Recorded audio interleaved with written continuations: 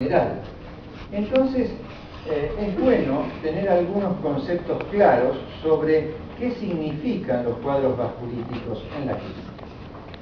En primer lugar, tenemos que tener presente que son cuadros proteiformes, complejos y que a menudo pueden comprometer la vida. Es decir, son un amplio espectro que va desde cuadros autolimitados, relativamente benignos, hasta otros muy graves. La sospecha clínica debe establecerse en presencia de síntomas y signos de enfermedad sistémica, fiebre, cefalea, malestares indefinidos, etc., que no puedan explicarse por procesos infecciosos o por procesos malignos. Este punto es clave. Es importante reconocer los signos de alarma. Y los signos de alarma suelen ser la hipertensión arterial, el compromiso rápidamente progresivo de la función renal o el daño pulmonar con evolución rápida de la insuficiencia respiratoria. Todo esto indica o conlleva alta mortalidad. Cuando esto ocurre, hay que pensar en un centro con experiencia en el manejo de vasculitis graves. Esta es la clasificación de Chapel-Hill. Todos la conocen. Es una clasificación en función del calibre de los vasos que compromete cada una de las vasculitis. Creo que es una clasificación descriptiva, pero poco útil clínicamente.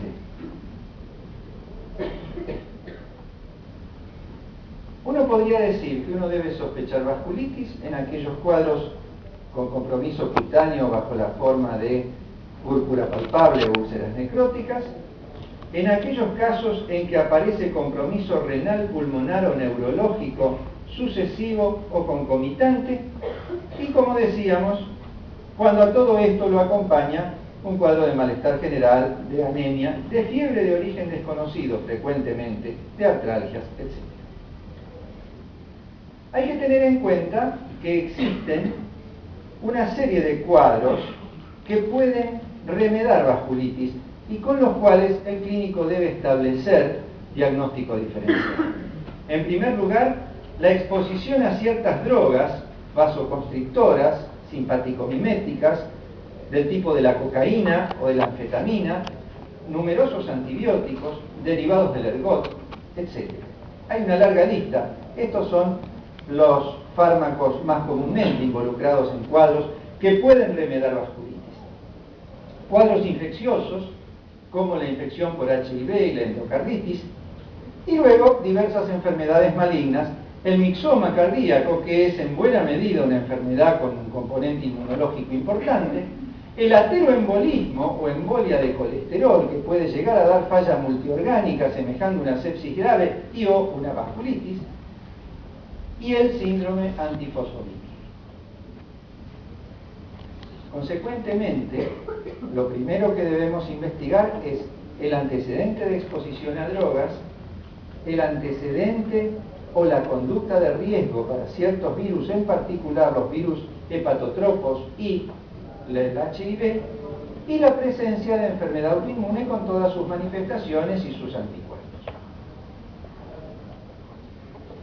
Consecuentemente, desde un punto de vista clínico, podríamos clasificar a las vasculitis como aquellas que tienen compromiso predominantemente cutáneo, compromiso del riñón, la vía aérea y el pulmón. Este grupo es el que comúnmente se conoce como vasculitis asociadas a ANCA, anticuerpos anticitoplasma de neutrófilos, compromiso multisistémico y vasculitis con compromiso o alteración de los pulsos arteriales. A esto nos vamos a referir en particular porque esto es lo que tiene nuestra paciente.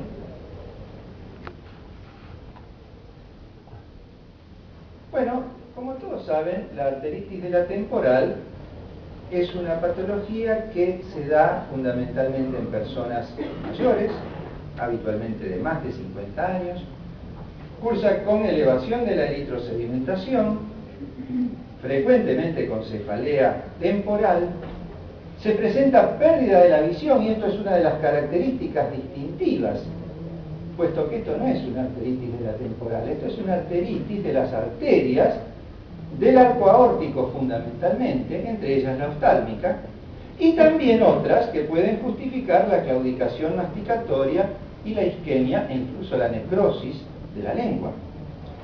Y en el 50% de los casos este cuadro está acompañado de polipnegia reumática.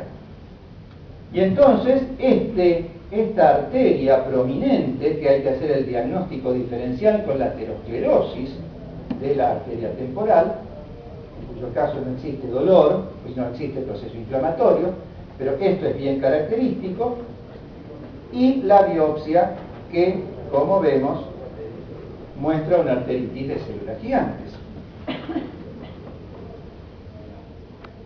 Su tratamiento, esto ya después lo abundará el doctor Poncestel, son los corticoides en las etapas iniciales, como hizo nuestra paciente, el agregado de metotrexate o azatioprina ante la reaparición de síntomas y elevación de la eritrosedimentación, cosa que también ocurrió en nuestro caso.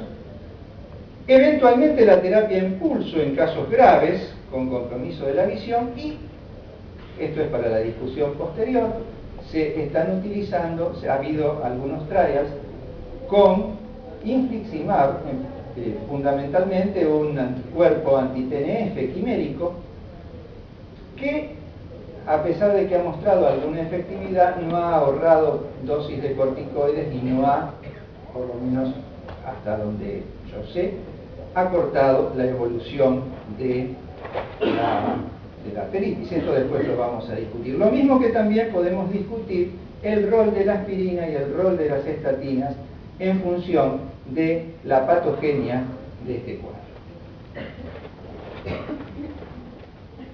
La otra expresión de la arteritis con compromiso de los pulsos arteriales, de las grandes arterias, es la llamada arteritis de Takayasu, que es un cuadro que se da en mujeres más jóvenes, de la segunda y la tercera década, que también tiene manifestaciones generales como artralgias, mialgias, eritrosedimentación elevada, y que se caracteriza por la claudicación de miembros y o hipertensión arterial, generalmente por compromiso renovascular, aunque hay otros mecanismos de producción de la hipertensión.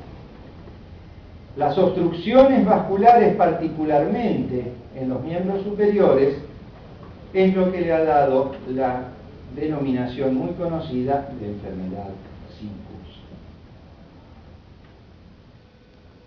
El diagnóstico es fundamentalmente angiográfico, las obstrucciones y estenosis, como vimos en el estudio de nuestra enferma, de las ramas principales del arco aórtico y eventualmente la producción de aneurismas, de disecciones, de hemorragias, de rupturas vasculares.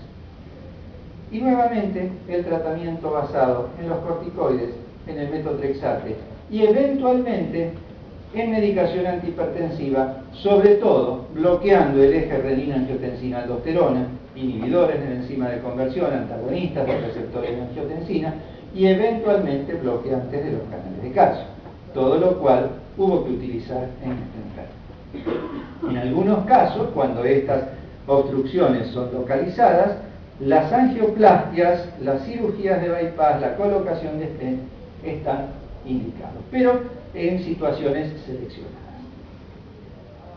Entonces podríamos decir que esta enferma tiene una arteritis de la temporal, tiene una arteritis de Takayasu. ¿Cuál es el diagnóstico de nuestra paciente? Y entonces Guillermo Bergotto me pregunta, ¿debemos olvidarnos del diagnóstico clásico de la típica arteritis de la temporal? Y yo me pregunto, ¿qué es la típica arteritis de la temporal? Y me pregunto más, ¿qué es un diagnóstico? Creo que un diagnóstico es un tema que debe dejarnos abiertas una serie de posibilidades. Ya vamos a volver sobre esto. Este señor es Bayard Taylor Horton, un neurólogo americano que hizo grandes aportes al estudio de las cefaleas. Todos conocemos la cefalea de Horton, la cefalea de Racimo, etc. Él describió la arteritis de la temporal en el año 1932 en la Clínica Mayo y la presentó como una arteritis, dos casos de una inflamación no descrita, undescribed decía, no descrita, inflamación de las arterias temporales. Sin embargo, este cuadro ya se conocía desde escritos de la medicina árabe del siglo X. Horton describió estos dos casos. Él les dio el diagnóstico inicial de una actinomicosis de las arterias temporales, pero rápidamente dejó de lado este diagnóstico y estableció este concepto basado fundamentalmente en la inflamación de las arterias temporales, en la ceguera, y fue el primero también que describió la claudicación masticatoria y la isquemia de la lengua. Si nos vamos a la historia, nos encontramos con este grabado de Ambroise Paré. Ambroise Paré, un famoso cirujano y anatomista francés del siglo XVI, cirujano de varios reyes, que sufría una cefalea terrible y él se hacía sangrar las arterias temporales para aliviar su cefalea. Y ustedes lo ven aquí en el grabado, con sus arterias temporales bien marcadas. Y si nos vamos mucho más atrás en la historia, nos podemos encontrar con esto: un arpista ciego que se encuentra en una tumba egipcia del año 1350 a.C. Los músicos egipcios eran bastante frecuentemente ciegos. Y este está tocando el arpa, y ustedes lo ven, con la cabeza echada para atrás, con una expresión como suelen tener los no videntes, y con una aparente gran inflamación de la zona temporal. O sea que esta es una patología muy antigua. Y este señor es Mikito Takayasu. Mikito Takayasu era un oftalmólogo. Un oftalmólogo que describió en el fondo de ojo de una paciente que tenía obstrucciones vasculares del arco aórtico y que estaba prácticamente ciega, una angiogénesis muy marcada que interpretó como reactiva a la isquemia que esta obstrucción vascular del arco aórtico le producía. Ustedes ven que las semejanzas entre la arteritis de la temporal y la arteritis que describe Takayasu son muchas, y que el hecho de poner un punto de separación y decir esto es Takayasu y esto es temporal, es arteritis de la temporal, se torna bastante difuso. Esto entonces fue presentado en el año 1908, Sociedad Japonesa de Oftalmología. En definitiva, un diagnóstico es una categoría cultural. ¿Qué quiero decir con esto? Diagnosticar como pensar es una práctica más social que individual. Las enfermedades son entelequias que se relacionan con categorías culturales socialmente aceptadas, que pueden modificarse en el tiempo y en el espacio. Y estamos muy acostumbrados a esto. El diagnóstico que hacemos hoy de diabetes no es el que hacíamos hace 20 años, lo mismo con las enfermedades reumáticas, con la hipertensión arterial, con un montón de cosas. Esto es permanentemente modificable. Entonces, es decir, tenemos que olvidarnos de la forma típica. Pregunto, ¿cuál es la forma típica? Ubicar a nuestro enfermo real en alguna de estas categorías es un imperativo de nuestra tarea médica. Tenemos que darle un diagnóstico. Pero para el paciente, no para el paciente, para nosotros, para entender el idioma que hablamos entre nosotros. Al paciente el nombre de la enfermedad le importa un poco. Por ahora nada más. Muchas gracias.